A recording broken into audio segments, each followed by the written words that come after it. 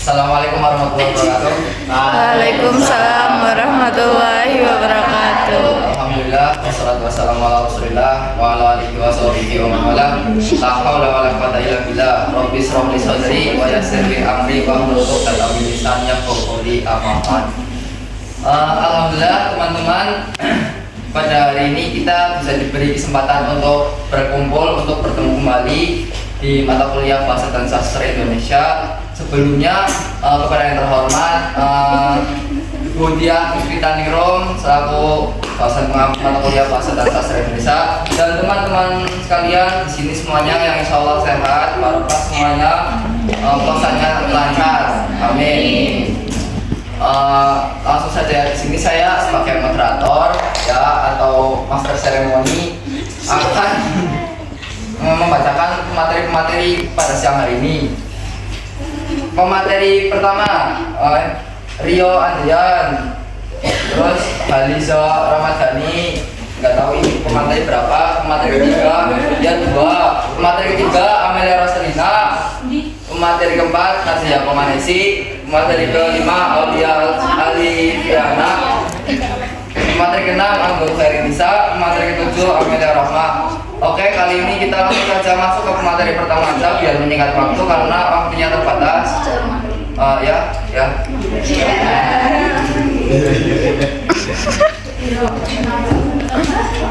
Baik teman-teman, di sini kita akan mempelajari mengenai sintaksis. Ada yang udah tahu atau udah pernah mendengar mengenai sintaksis sendiri? Baik, Mbak Nabila bisa dibacakan untuk asal-usul istilah sintaksis. Sintaksis berasal dari bahasa Yunani sun dengan patein, yaitu menempatkan. Secara etimologis, sintaksis berarti menempatkan kata-kata atau kelompok kata menjadi kalimat. Terima kasih Mbak atas pembacaannya. Di sini kita bisa menyimpulkan dari bahasa Yunani sendiri, sintaksis yaitu menempatkan kata-kata atau kelompok kata menjadi kalimat. Untuk selanjutnya yaitu sintaksis menurut para ahli. Untuk Mbak Nelly, minta tolong bisa dibacakan. Menurut para ahli, Ahmad dalam pertanyaan 2081 menempatkan Putra Yasa 2081 menempatkan kata-kata atau kelompok kata untuk membentuk kalimat. Menurut Ramlan dalam Putra Yasa 2081 cabang ilmu bahasa yang membicarakan wacana, kalimat, klausa, dan frasa. Menurut Verhoeven 1999 nomor 161 tata bahasa yang membahas hubungan antar kata dalam tuturan. Terima kasih banyak atas pembahasannya. Dari sini yaitu menurut para ahli, yang pertama Ahmad dalam Putra Yasa tahun 2008 bisa dipahami sama ya seperti bahasa Yunani, yaitu menempatkan kata-kata atau kelompok kata untuk membentuk kalimat. Dan kedua dari Ramlan dalam Putra Yasa tahun 2008 cabang sintaksis sendiri yaitu cabang ilmu bahasa yang membicarakan wacana, kalimat, klausa, dan frasa. Itu yang akan dibahas nanti secara berkelanjutan. Yang ketiga menurut Verhoeven tahun 1999 tata bahasa yang membahas hubungan antar kata dalam tuturan. Pengertian sintaksis sendiri yaitu dalam linguistik, sintaksis mempelajari hubungan antara kata dengan kata atau antara satuan yang lebih besar. Dalam kata kurung yaitu mempelajari mengenai kalimat, klausa, dan frasa. Bersama dengan morfologi, sintaksis merupakan bagian dari ilmu bahasa atau gramatika. Morfologi sendiri yaitu studi mengenai struktur internal kata, sedangkan sintaksis studi mengenai struktur kalimat. Jadi bisa dibedakan antara morfologi dan sintaksis itu sendiri. Morfologi itu apa teman-teman? Sedangkan sintaksis bisa dipahami ya? Selanjutnya yaitu batasan antara morfologi dan sintaksis. Morfologi berfokus pada tata kata atau bentuk kata, sedangkan sintaksis sendiri yaitu berfokus pada tata kalimat. Di sini sudah jelas ya, sedangkan morfologi itu kata dan sintaksis itu kalimat. Batasan antara keduanya tidaklah karena saling berkaitan. Jadi morfologi dan sintaksis itu masih berkaitan satu sama lain. Di sini dapat disimpulkan yaitu sintaksis merupakan cabang ilmu linguistik yang membahas struktur kalimat, hubungan antara kata, frasa, klausa, dan kalimat. Bagian kata-kata disusun menjadi klausa dan kalimat yang memiliki makna. Berperan penting memahami tata bahasa dan struktur tuturan dalam komunikasi. Sintaksis juga bisa disebut sebagai ilmu tata kalimat, mempelajari hubungan antara unsur-unsur bahasa untuk membentuk kalimat. Untuk pemateri selanjutnya bisa disebut.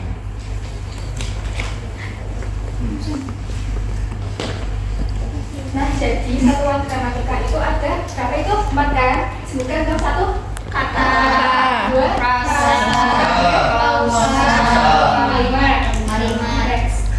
Nah, kalau kata merupakan satuan gramatika terkecil dari sebuah kalimat, memiliki sebuah makna atau arti yang berfungsi untuk membentuk kalimat yang baik dan benar. Itu ya guys. Selanjutnya, nah, kata ini dibagi menjadi beberapa jenis. Yang pertama adalah verba. Verba itu adalah kata yang menjelaskan mengenai kejadian, perbuatan, dan pengalaman. Contohnya menangkap, berlari, menyapu, mengopret gitu ya. Terus kalau nominal merupakan kata benda, tapi bisa digunakan dalam bentuk orang, binatang. Contohnya kayak buah, meja, kucing, manusia gitu ya. Terus kalau pronomina itu merupakan kata ganti yang bisa diartikan itu merujuk orang tanpa menyebut nama orang tersebut, menyebut orang tanpa menyebut nama atau benda tersebut. Contohnya kayak dia, beliau, mereka gitu ya. Terus kalau yang numeralnya itu merupakan kata yang menyatakan jumlah benda atau urutan dalam suatu data. Contohnya 2 ekor, 2 kaki, 3, 2. Contohnya yang selanjutnya itu adalah adjektiva. Adjektiva itu adalah merupakan menjelaskan sifat. Contohnya kayak besar, kecil, cantik, imut, gitu ya. Terus selanjutnya adalah adverbia. Nah, adverbia ini merupakan kata yang berfungsi untuk memperjelas dari kata sebelumnya. Contohnya ini kalimat mereka hidup dengan bahagia. Itu merupakan ada penjelasannya ya. Selanjutnya,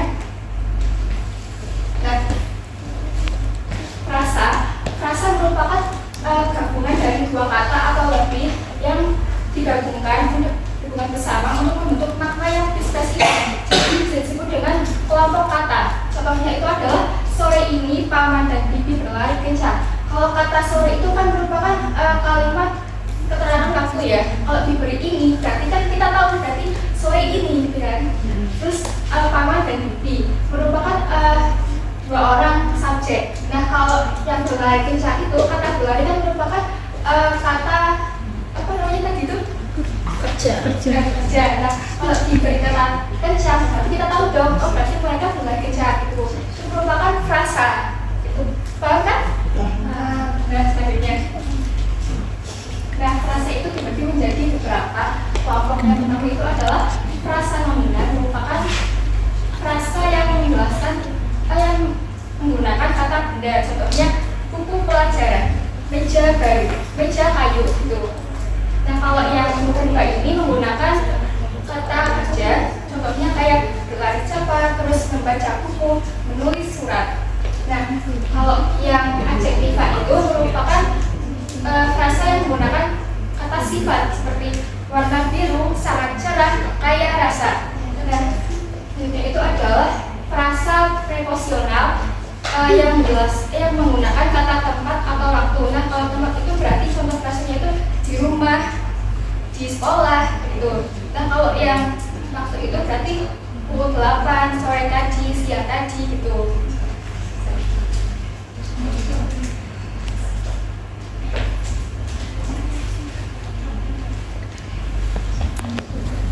Nah, jadi sini akan melanjutkan tentang klausa.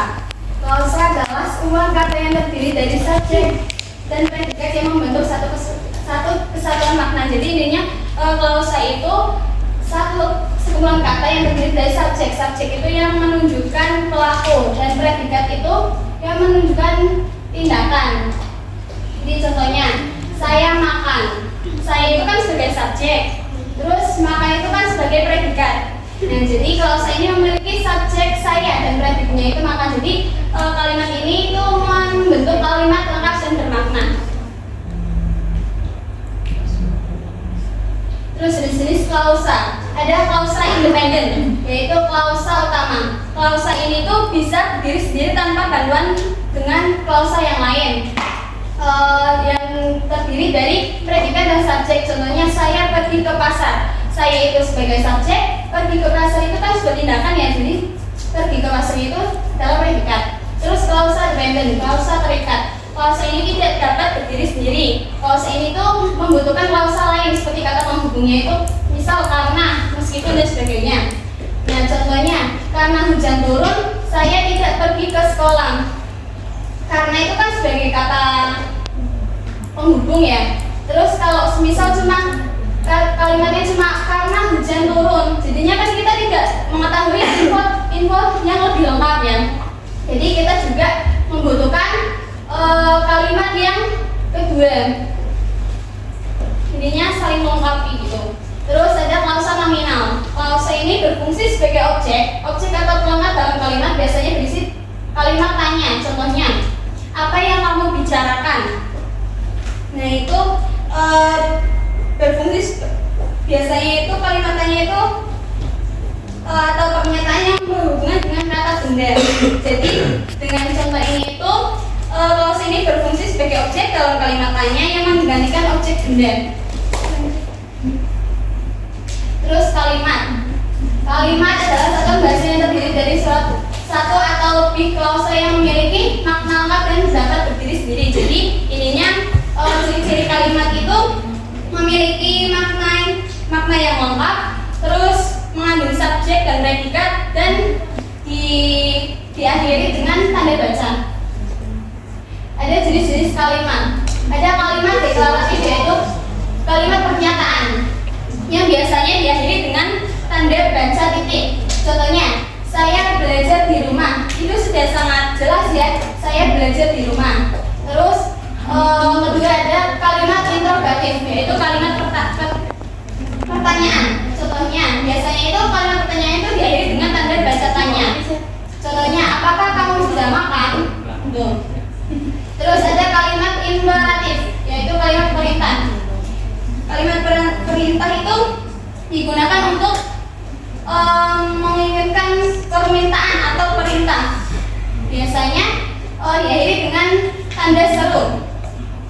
Misal contohnya, tolong tutup pintunya. Gitu.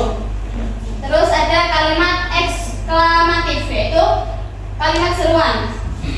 Kalimat ini itu kayak menyatakan perasaan seperti kagum, terus kejutan atau kemarahan yang berakhiri dengan tanda seru. Seperti kalimat perintah, cuma bedanya ini tuh kayak menyatakan perasaan gitu, kayak contohnya, wah pemandangan ini sangat indah.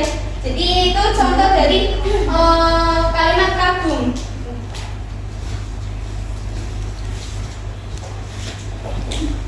Baik, materi selanjutnya yaitu unsur-unsur kalimat. Udah pada tahu belum unsur-unsur kalimat itu apa aja? Belum. Jadi unsur-unsur kalimat itu ada S, P, O, P, K. Yang dimana S merupakan subjek, predikat, objek, pelengkap, dan keterangan. Misal ada kalimat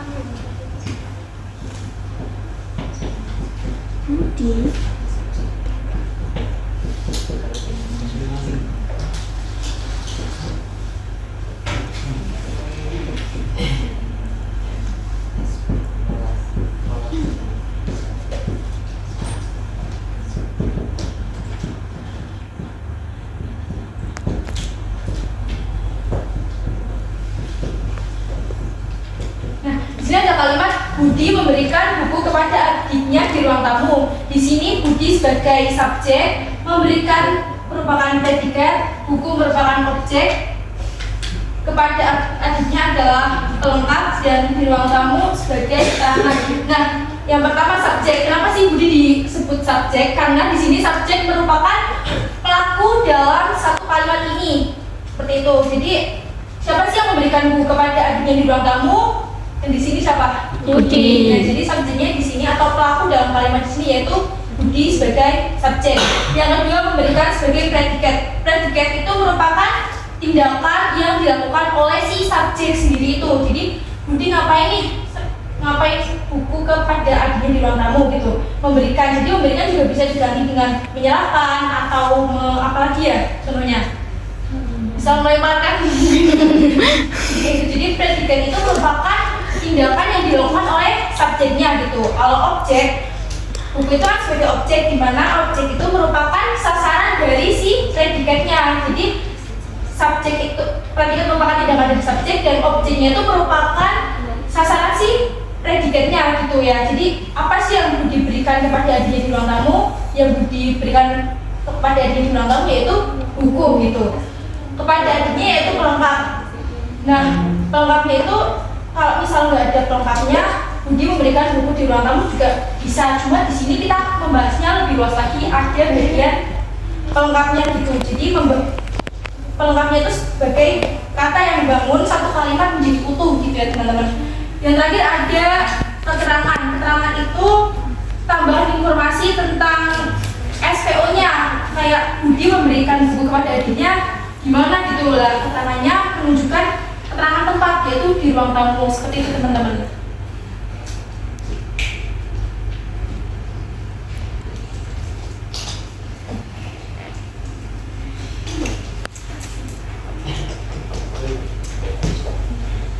Ya, untuk selanjutnya itu ada kalimat aktif sama pasif. Untuk kalimat aktif sendiri itu merupakan kalimat yang subjeknya itu melakukan tindakan terhadap objek. Nah, biasanya predikat dalam kalimat aktif itu berupa kata kerja berawalan me atau ber. Kalau untuk me seperti contohnya membaca, menulis gitu. Kalau untuk ber seperti bermain, terus bekerja gitu ya. Terus di situ ada ciri-ciri kalimat aktif yang mana seperti yang pertama itu ada subjek sebagai pelaku tindakan. Yang kedua ada predikat menggunakan kata kerja aktif. Yang ketiga pola umum itu SPO atau SPOK.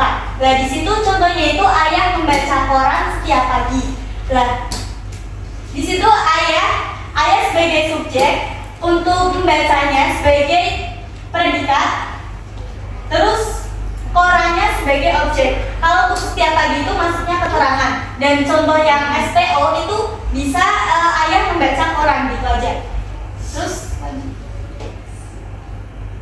nah, untuk selanjutnya itu ada kalimat pasif, di mana kalimat pasif adalah kalimat yang subjeknya itu dikenai tindakan oleh objek. Biasanya predikat dalam kalimat pasif menggunakan awalan di atau ter, seperti contohnya dibaca, dimakan, terus diminum. Terus kalau untuk ternya itu seperti contohnya terbaca, termakan gitu.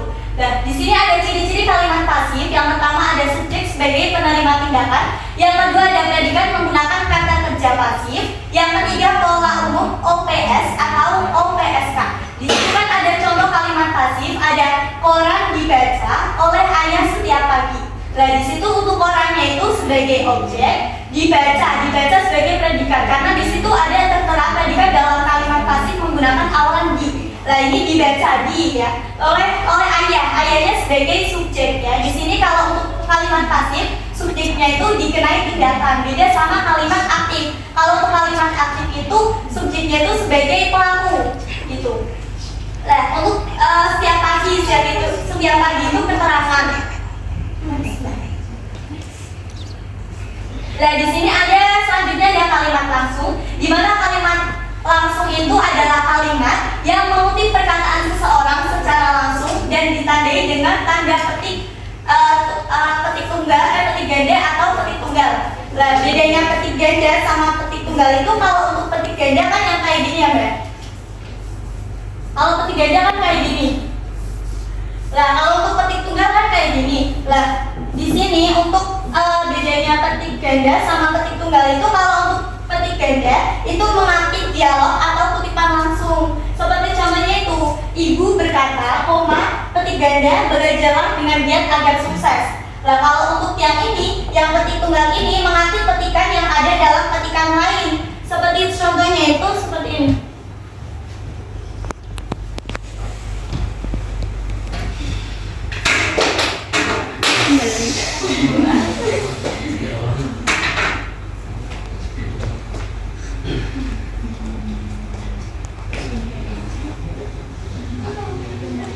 Kelihatan nggak? Ya, biasanya.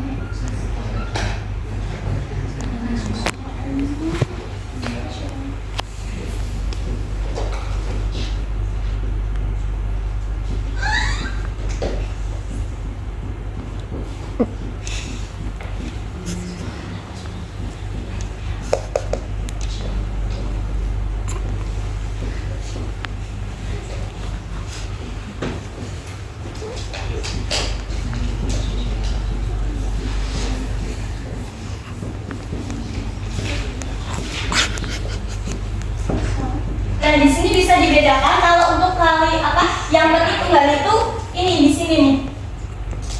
Tempatnya di sini. Jadi untuk petik tunggal itu mengakui petikan yang ada dalam petikan lain. Nah, ini petikan yang petikan ganda ya, yang tadi itu.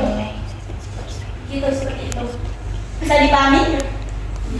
Ya, untuk materi selanjutnya akan disampaikan oleh pemateri. Nah, selanjutnya ada kalimat tidak langsung. Kalimat tidak langsung itu kalimat yang menyampaikan kembali ucapan seseorang, tetapi dengan perubahan struktur dan mempertahankan maknanya.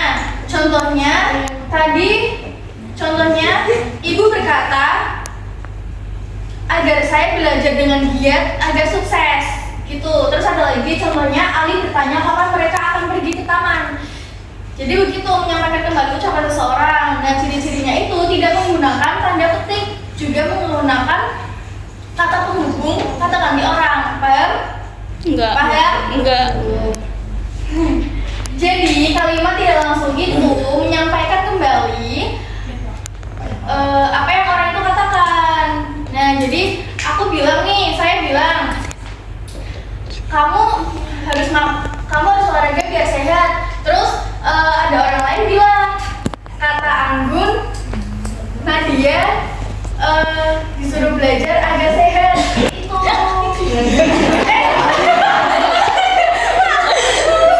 Maaf, oke, paham ya. Terus yang kedua, next, kalimat efektif. Kalimat efektif ini kalimat yang sesuai dengan kaidah bahasa Indonesia. Penyampaian pesannya itu harus dengan jelas dan mudah dipahami. Ciri-cirinya ada kesatuan gagasan, itu harus mengandung satu ide utama, sehingga pendengar atau pembaca itu dapat mudah memahami apa yang dikatakan, apa yang ditulis, ya. Terus yang kedua, kepaduan. Tidak ada kata-kata yang berlebihan atau berulang. Contohnya, saya sangat suka sekali membaca buku-buku yang menarik. Itu termasuk kata yang berlebihan ya, karena sangat dan sekali itu memiliki arti yang sama. Jadi bisa diefektifkan itu menjadi saya sangat suka membaca buku yang menarik. Saya suka membaca buku, suka membaca buku yang menarik, seperti itu. Jadi ya tidak berlebihan gitu, paham? Nah, yang ketiga ada kehematan. Kehematan itu tidak ada membazir kata juga. Contohnya, saya ingin sekali untuk pergi ke taman. Saya ingin sekali untuk pergi ke taman. Itu termasuk kata yang membazir, karena sekali itu sudah mengungkapkan di kata yang ingin gitu. Tahu nggak? Ya, oke. Terus yang untuk itu juga tidak diperlukan karena sudah ingin juga udah ada ingin gitu. Kalau diperbaiki kalimatnya, saya ingin pergi ke taman, seperti itu. Masuk dong, masa nggak masuk? Oke, yang keempat ada kolegisan. Kolegisan itu struktur kalimatnya itu dapat dipahami. Yang kelima ada ketepatan struktur, itu mengikuti pola SPOK-nya yang benar gitu. Jadi ada 5 ya teman-teman, apa aja itu? Kesatuan gagasan, kepaduan, kehematan, kelogisan. Ada satu lagi tapi nggak ada di sini ya, ketepatan struktur yang kelima. Next, kalimat tidak efektif. Kalimat tidak efektif itu kebalikannya dari kalimat efektif. Jadi kalimatnya itu tidak sesuai dengan kaidah bahasa Indonesia, bertele-tele, juga sulit dipahami lah, katanya berlebihan. Itu ciri-cirinya yaitu tadi bertele-tele, terlalu panjang, tidak to the point. Yang kedua, strukturnya itu tidak jelas ya. Ada kesalahan penggunaan SPOK-nya. Terus yang ketiga ada redundansi atau kalimat kata pengulangan kata yang tidak perlu seperti yang tadi itu ya contohnya. Yang terakhir, penggunaan kata yang tidak baku atau tidak sesuai dengan kaidah bahasa Indonesia.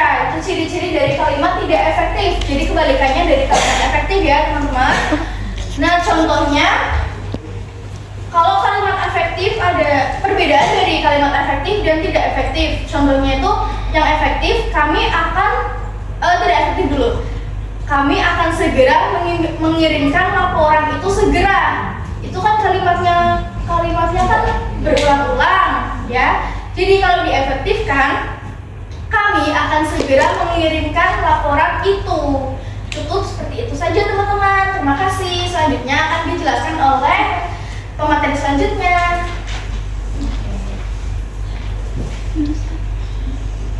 Oke, baik, selanjutnya saya akan bahas tentang susunan kalimat yang baik dan benar.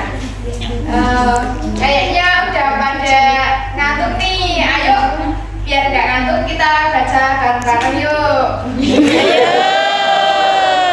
Ayo. Kalimat yang baik dan benar dalam bahasa Indonesia adalah kalimat yang sesuai dengan kaidah tata bahasa, mudah dipahami dan efektif dalam menyampaikan pesan. Oke, terima kasih. Sama-sama. Maksudnya yaitu kalimat yang baik dan benar itu yang mudah dipahami dan tidak bikin pusing kayak gitu. Selanjutnya yaitu struktur kalimat yang benar dibagi menjadi dua, yaitu unsur-unsur kalimat dan pola kalimat dasar. Yang pertama yaitu unsur-unsur kalimat. Unsur-unsur kalimat dibagi menjadi 4, yaitu subjek, predikat, objek, dan keterangan. Yang pertama yaitu subjek. Subjek yaitu sebagai bagian yang pokok dalam pembicaraan atau sebagai pelaku dalam tindakan tersebut. Yang kedua yaitu predikat, yaitu bagian yang menyatakan tindakan atau keadaan atau sifat subjeknya. Yang ketiga yaitu objek. Objek yaitu bagian yang menerima tindakan dari predikat. Yang keempat yaitu keterangan. Keterangan yaitu bagian yang memberikan informasi tambahan tentang waktu, tempat, dan suasana. Yang kedua yaitu pola kalimat dasar. Contohnya yaitu di sini ibu memasak. Ibunya itu sebagai subjeknya, yang memasaknya itu sebagai predikat. Yang selanjutnya pola SPO. Di sini ayah membaca koran. Ayahnya itu menjadi subjeknya. Terus yang membaca itu menjadi predikat dan objeknya yaitu koran. Yang ketiga yaitu pola SPOK. Di sini contohnya yaitu Siti menulis surat di kamar. Siti menjadi subjeknya ya. Terus predikatnya yaitu menulis, objeknya yaitu surat, keterangannya itu di kamar. Yang keempat yaitu pola SPK. Di sini dia itu menjadi subjeknya, terus pergi itu menjadi predikat dan keterangannya itu ke sekolah. Oke, selanjutnya. Yang kedua yaitu kesesuaian makna dan kalimat. dalam kalimat, yaitu dibagi menjadi 3. Yang pertama yaitu pemilihan kata yang tepat. Yang kedua yaitu hindari kata-kata ambigu. Yang ketiga yaitu gunakan kata baku dan sesuai konteks. Yang ketiga yaitu kepaduan dalam kalimat, yaitu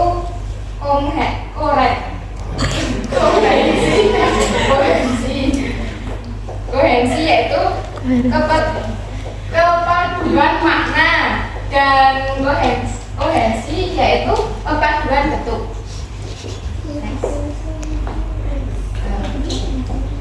Yang keempat yaitu keefektifan kalimat. Keefektifan kalimat dibagi menjadi 4, yaitu kesepadanan kalimat. Yang kedua kehematan kalimat. Yang keempat ketegasan makna. Yang keempat yaitu kelogisan kalimat. Yang kelima yaitu penggunaan tanda baca yang benar. Di sini ada 4 ya teman-teman, yaitu yang pertama koma, yang kedua titik, yang ketiga yaitu tanda tanya, yang keempat yaitu tanda seru. Baik.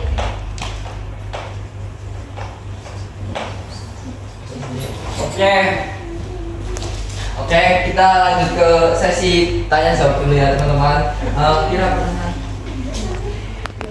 Kita membuka 2 penanya karena waktunya terbatas pada siang hari ini. Oke, yang mau bertanya silakan tulis tangan ya. Ayo, kita hitung dengan waktu 1, 2, 3. Pas. Ya, tanya mana siapa? Silakan saya bisa lebih asari dengan silakan pertanyaannya, bagaimana klausa dapat mempengaruhi makna kalimat secara keseluruhan? Boleh diulangi? Bagaimana klausa dapat mempengaruhi makna kalimat secara keseluruhan? Lanjut, Mbak. Perkenalkan, nama saya Atika Dewi Oktaviana dengan internal 0. Pertanyaannya, menurut kalian, apakah sintaksis ini cukup fleksibel dalam menampung perkembangan bahasa yang sering berkembang dengan seiring berjalannya waktu? Bahasa klinisi. Yo. Ya, usahakan dan tulis. Menurut kalian, apakah sintaksis ini cukup fleksibel dalam menampung bahasa yang sering berkembang seiring berjalannya waktu?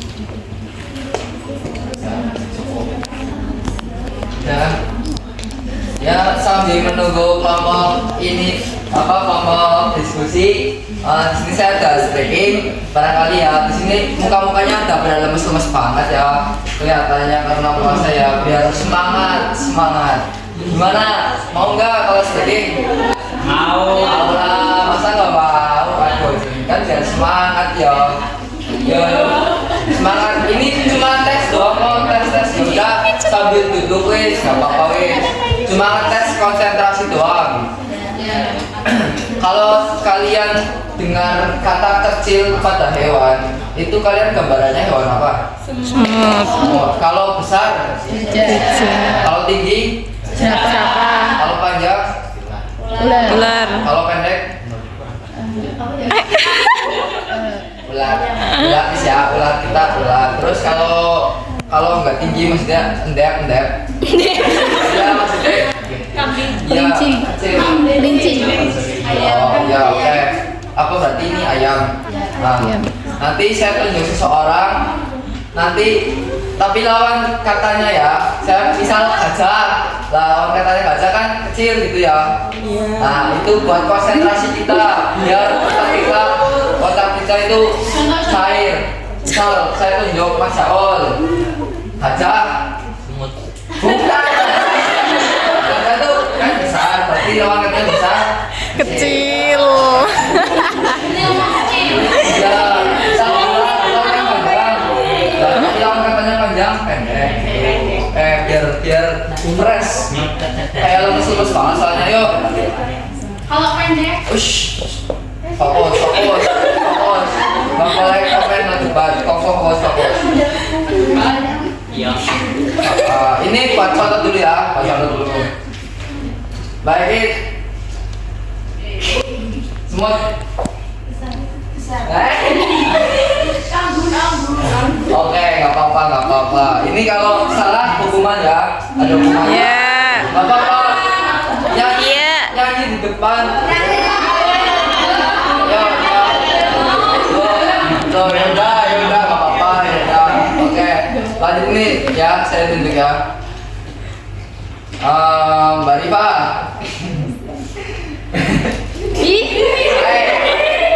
Apa ya? Siapa?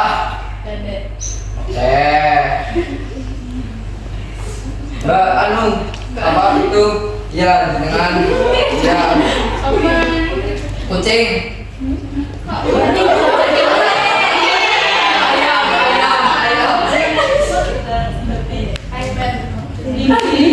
Aduh, jadi kurang pas respon.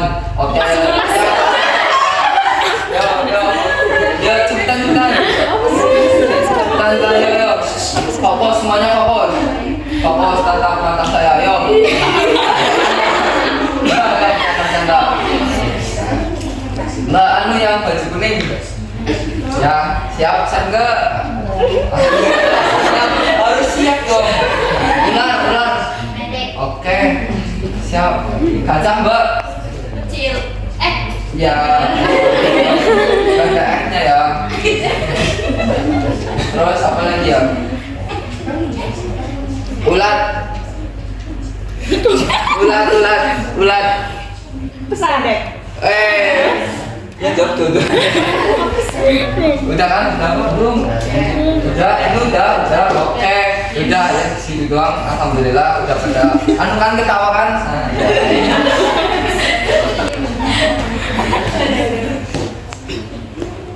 Ini saya izin menjawab pertanyaan dari Mbak Gifta. Pertanyaannya bagaimana klausa dapat mempengaruhi makna kalimat secara keseluruhan? Ya, karena klausa itu kan merupakan bagian dari kalimat yang memiliki fungsi sintaksis dan makna. Jadi klausa yang digabungkan itu dapat membentuk kalimat tunggal, majmuk atau kompleks. Ini kan sudah dijelaskan. Klausa itu kan sekumpulan kata yang terdiri dari subjek dan predikat yang membentuk satu kesatuan makna. Bisa. Nah, di sini saya izin menjawab pertanyaannya Mbak Atika. Pertanyaannya yaitu menurut kalian sintaksis fleksibel apa tidak dalam menampung bahasa yang berkembang saat ini? Dalam sintaksis sendiri ya Mbak, itu memiliki struktur yang relatif tetap, tetapi fleksibilitasnya dapat berubah seiring dengan perkembangan bahasa. Bisa disimpulkan jadi sintaksis sendiri itu memiliki struktur yang tetap sebagai unsur-unsur seperti itu, tidak menghilangkan unsur-unsur itu sendiri, tapi fleksibilitasnya sintaksis itu bisa berubah untuk lebih menyesuaikan diri konteks dan kebutuhan komunikasi yang lebih cepat atau lebih informal. Jadi bisa dibilang fleksibilitas tetapi tidak merubah struktur dan unsur-unsur yang sudah ditetapkan. Bisa dipahami ya? Udah nih, ya udah selesai kan? Ya selesai. Langsung saja kita masuk ke kesimpulannya. Kesimpulan materi pada siang hari ini yaitu sintaksis adalah cabang ilmu linguistik yang mempelajari hubungan antar kata dalam sebuah tuturan, termasuk struktur kalimat, klausa, dan frasa. Ilmu ini berperan dalam memahami bagaimana kata-kata disusun secara gramatikal untuk membentuk kalimat yang bermakna. Dengan memahami sintaksis, seseorang dapat meningkatkan kemampuan berbahasa yang baik dan benar sesuai kaidah tata bahasa. Oke, mungkin itu saja ya presentasi dari kelompok berapa? Dari kelompok 2 pada siang hari ini. Kurang lebihnya mohon maaf yang sebesarnya. Dari saya juga mohon maaf bila ada tutur kata yang kurang berkenan. Semoga puasa kalian semua di sini diberi kelancaran ya. Nggak ada yang mokel ya, nggak boleh mokel. Terus lancar semua ibadahnya, jangan lupa tadarus. Oke, mungkin itu saja dari saya dan teman-teman. Kurang lebihnya Bila taufiq wal hidayah. Wassalamualaikum warahmatullahi wabarakatuh. Waalaikumsalam warahmatullahi